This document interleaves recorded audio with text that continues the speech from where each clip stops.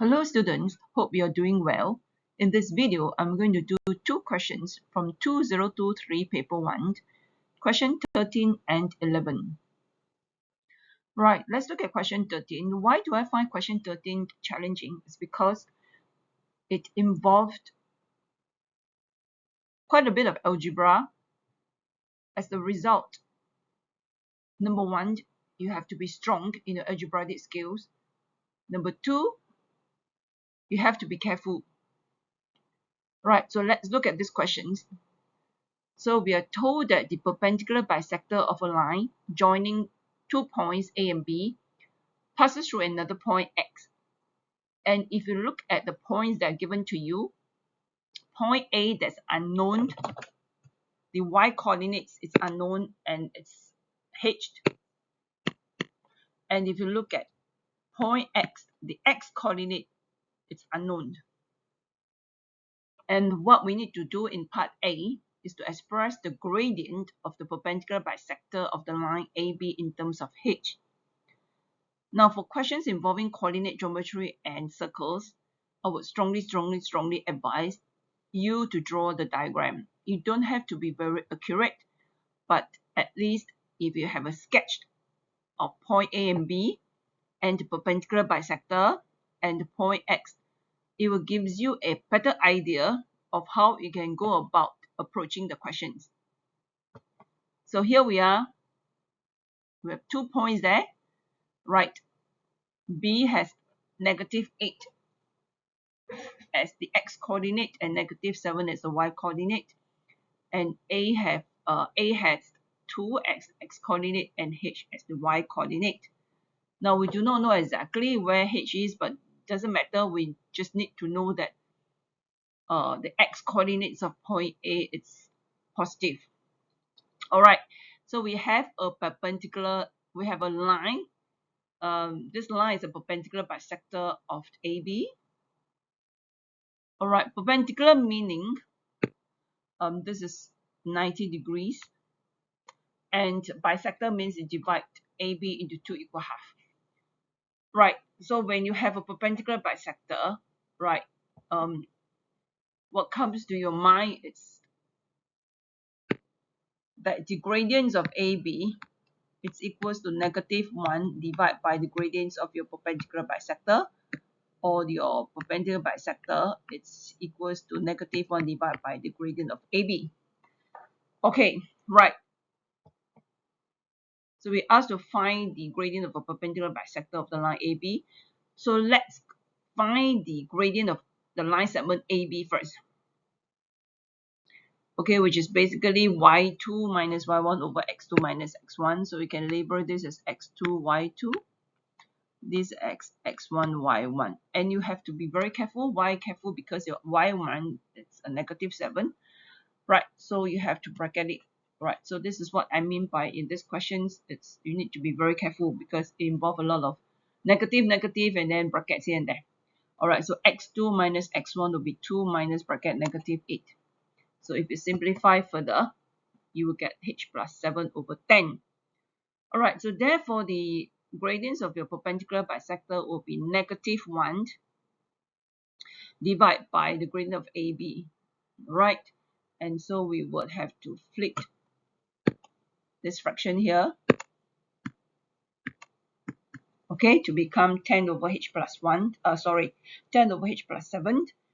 And I would just advise you to leave the negative either in the middle or in front of 10. Okay, so that is the gradient of a perpendicular bisector. Right, so in part B, we're asked to find the possible values of h. So in part 8, we have already found the perpendicular bisector, the gradients of the perpendicular bisector, which is -10 over h plus 7. So we should attempt to use that informations we found. So to use the informations we found, we need to find the midpoint of AB. Okay, which is x1 plus x2 divided by 2. So it's -8 plus 2 divided by 2. y1 plus y2 divided by 2, -7 plus h divided by 2. You simplify it, you will get -3, and of course -7 plus h over 2, you just have to leave it as it is. Right, so yeah, so that is my point y. And if you were to observe carefully, if I can find the gradients of yx, that is actually the gradients of the perpendicular bisector which we have found earlier on to be this value. Okay, so let's go on to find the gradients of yx.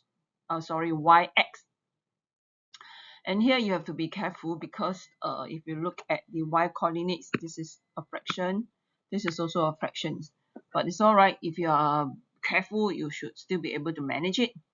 All right, so we have the same denominator, so we can just combine the numerator. Just have to be careful because this one will give you a positive value. All right, and that will give you 6 plus h divided by 2 divided by -3 minus h. So write -3 minus h as a fraction because we will have to flip the divide to times. Change the divide to times and flip these fractions. So it's good to write it as a fraction. Okay, and then you just multiply the numerator, multiply the denominator. So that is the gradient, and in the next slide we'll equate both of these gradients to each other. Alright, so like what we've mentioned in the previous slide, these two gradients will be the same.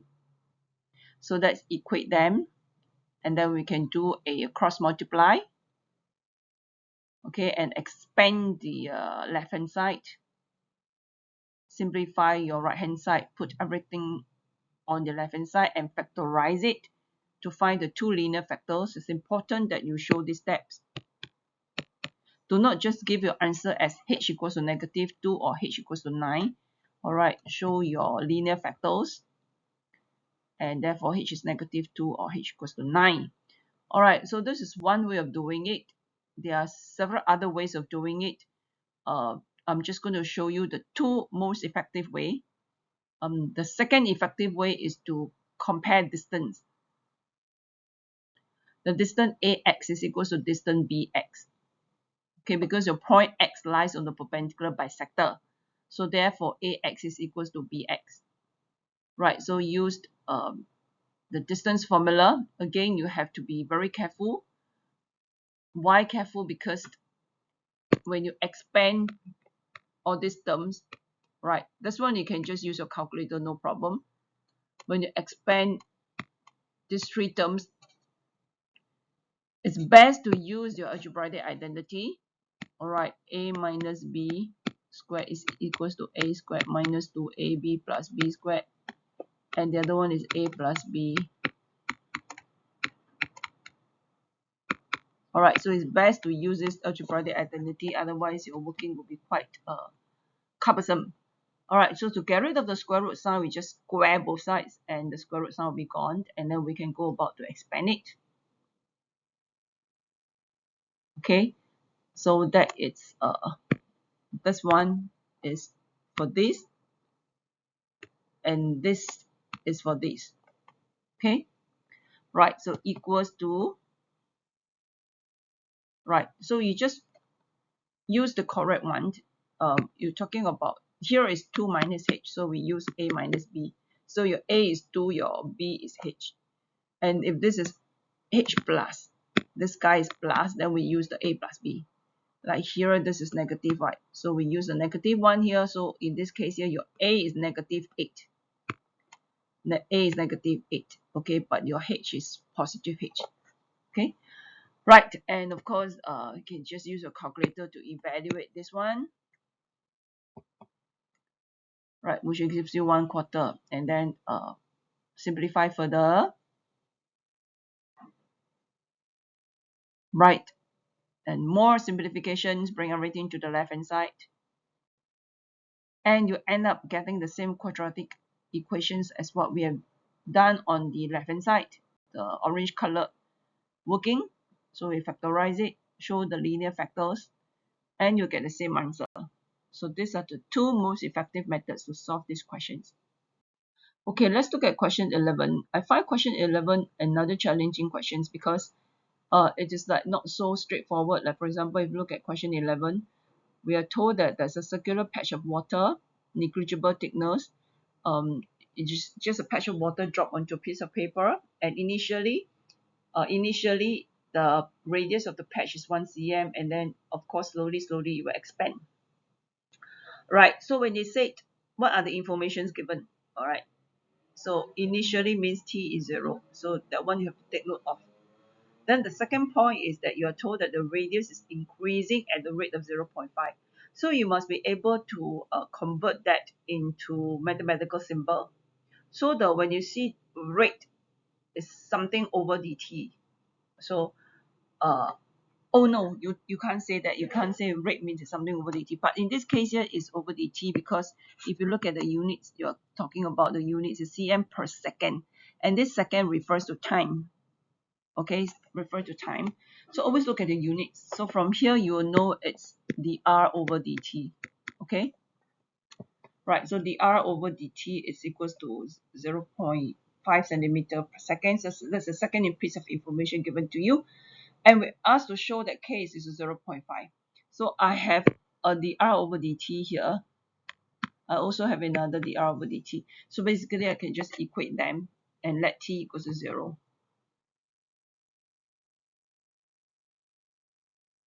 Okay, so when you sub t equals to 0, so k is equal to 0.5 shown. Right, so this part is the one that's a bit challenging because you're asked to find an expression of r in terms of t, and this part here actually require us to do some integration. So this is the questions where they combine one or two topics together. So it's kind of challenging. It's not so straightforward. So let's write down what we have given in part A. Part A, we're given that dr over dt is equals to 0.5 over 2t plus 1 because we found our k to be 0.5, right? So we need to simplify it, always try to simplify it. Then the next few steps will be easier to manage. So 0.5 we can write it as half. So we just basically multiply by 2 at the numerator, also 2 at the denominator. So you get 1 over 2 bracket 2t plus 1. I don't think there's any need to expand it. I'll explain to you why I don't want to expand it, because the next step is I need to integrate. Because I want to find r means I need to integrate my dr. Okay, I need to integrate dr. Basically what happened is that you just add in the integration sign. You just need to integrate both of them, and then you multiply by dt on both sides. That's how your dt ended up here, and then that's how you only left with dr there. Okay, so integration and differentiation cancel off each other, so you're left with r on the left hand side.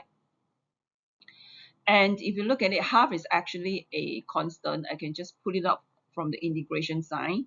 That's the reason why I don't want to expand it. Okay, I just put it up so that I only need to integrate this one here, which if you have forgotten all your integrations and things like that, please revise. This one, it's integrating this will gives you ln bracket 2t plus 1, and then you must divide by 2. Okay. All right, how where you get the 2 is okay, you convert it to ln bracket 2t plus 1, then after that you need to differentiate the 2t plus 1. So differentiate 2t is 2, differentiate 1 is 0, so divide by 2. Okay, and then plus a constant c.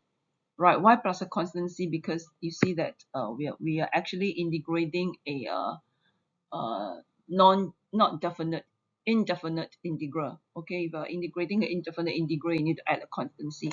So we need to find the values of c. And how do I find the values of c? That is, if you go back and read the questions again, you're told that when t is 0, r is 1 centimeter.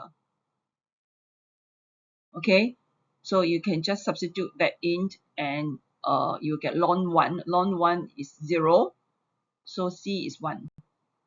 So therefore, the r is equals to ln bracket 2t plus 1 over 4 plus 1. Okay, ln bracket 2t plus 1 over 4 plus 1. Yeah. Okay, let's look at the last part of the questions. The last part of the questions is pretty interesting. We're asked to find the rate of increase of the area of the patch after the patch has been expanding for 3 seconds. Yeah, so the patch will get bigger and bigger and bigger. So we need to find uh, the rate, how fast is the area increasing, right? Okay, so the patch is a circular patch. And if you're talking about area, the formula to find area of a circle is pi r squared. And from area equals to pi r squared, I can actually find the rate of change of area with regards to radius, meaning I can just differentiate a respect to r. So the a over the r will just be 2 pi r, okay, because your pi is basically a constant. You just ignore it, don't care.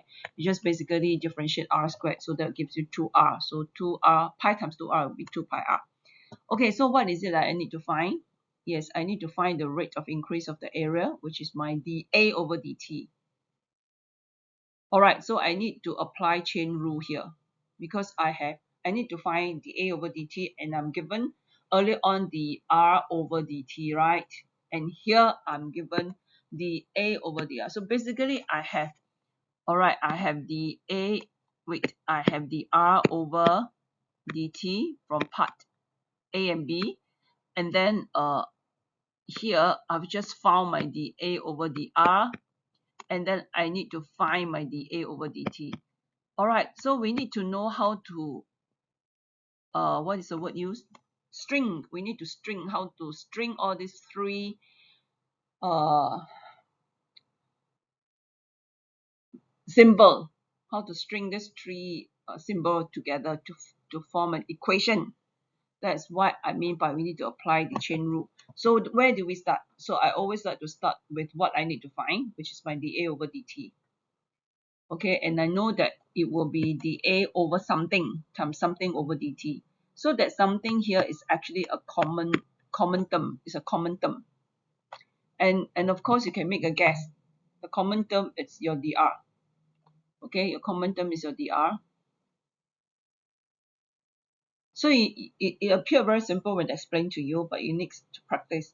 You need to practice a few times until you really get the hang of it. Right, so dA over dr, we found it to be 2 pi r, and dr over dt, we found earlier on to be 1 over 2 bracket 2t plus 1. Okay, so we have a problem here. The problem is that now what we are trying to find is for 3 seconds. All right, what happened for 3 seconds? So I can substitute t to be 3 for your dr over dt. But then what is the value of radius?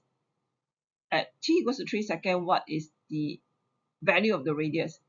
So that is where your part B comes in.